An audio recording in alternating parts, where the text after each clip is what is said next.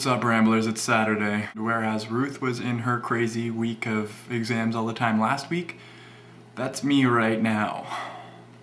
I thoroughly enjoyed everyone's discussion on the education system in their respective countries. I think that generated a lot of good comments, and I hope people will continue to go back and watch those videos because I think we said some important things there. But this week we're going to have an entirely different theme because the wonderful Alex will be punished tomorrow by having to impersonate each and every one of us and our style of video and our accents and the way we dress and all these things. In light of Alex's punishment, we're going to have Accent Week here on Informed Ramblings. Each of us is going to talk about why our accent is the best accent, and I think we'll all agree by the end of the week that I'm correct because the Canadian accent is obviously above and beyond all the rest of you, but I look forward to seeing what you come up with.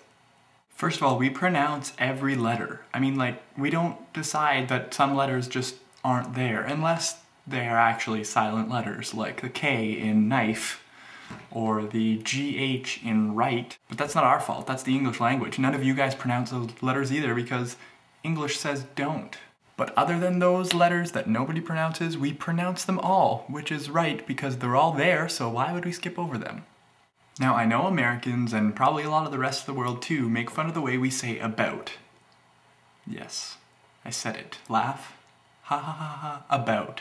But I'm saying it right.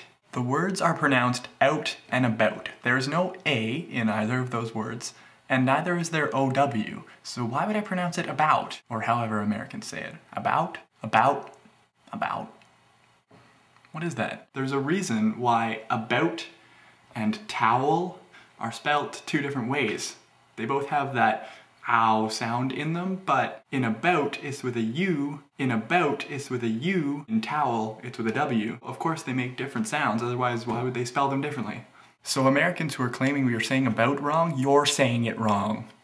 And then there's the British who just decide that a word will end 2 or 3 letters before it actually ends.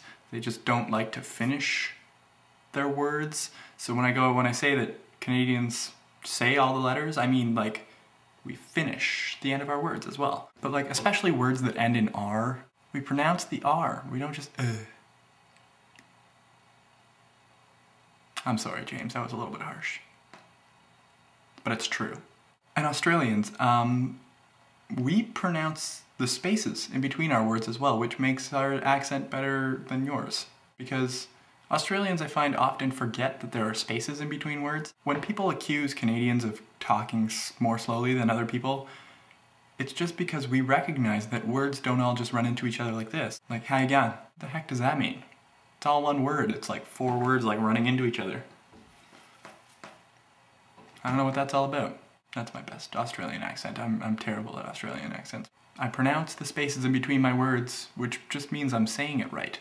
So when people say Canadians talk too slow, I think they're just confusing that with Canadians talk too correctly. In all seriousness though, guys, I love all of our unique accents. I'm a big fan of accents myself, and if somebody talks in an accent differently than I do, I'm generally more inclined to like that person. I'm just kidding when I make fun of you guys. Can't wait to hear you defend your accents against my own. I actually went online and I found a how to speak like a Canadian article on ehow.com. So I'm gonna read this to you because it is pretty funny to me.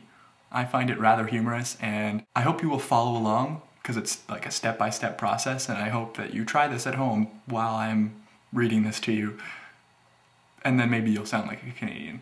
I'm talking to you, Alex, with your punishment tomorrow. Okay, how to speak like a Canadian, step 1.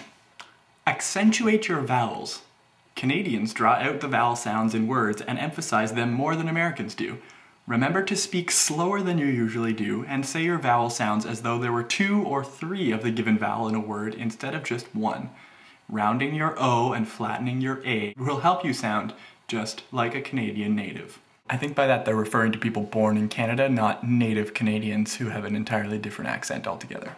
How to speak like a Canadian, step 2. Learn the slang.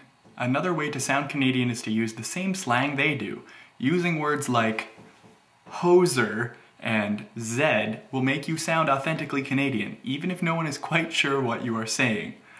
There are online slang dictionaries that will help you find some Canadian slang words and work them into your vocabulary. Ramblers, have you ever heard me say hoser on this channel? Stereotypes. I also live in an igloo and ride a moose, apparently. How to speak like a Canadian, step 3. End sentences with a whenever possible. Canadians end a lot of their sentences with the confirming a, like Americans ask right or you know at the end of sentences to make sure they are understood clearly or to verify that the other party agrees. This is one of the most recognizable Canadian expressions, so be sure to use it whenever you can. We don't say a as much as people think we do, but I guess I use it a lot.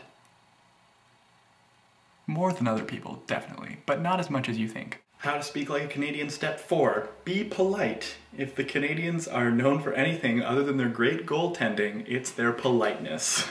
So when talking like a Canadian, remember to be courteous, cheerful, and polite. Be helpful whenever you can, and try to sound completely approachable. It may not be a direct component of the accent itself, but being polite will help you seem more Canadian overall. Thanks. And how to speak like a Canadian, step 5. This is probably my favorite one, and I want you all to follow up on this. Go to Canada.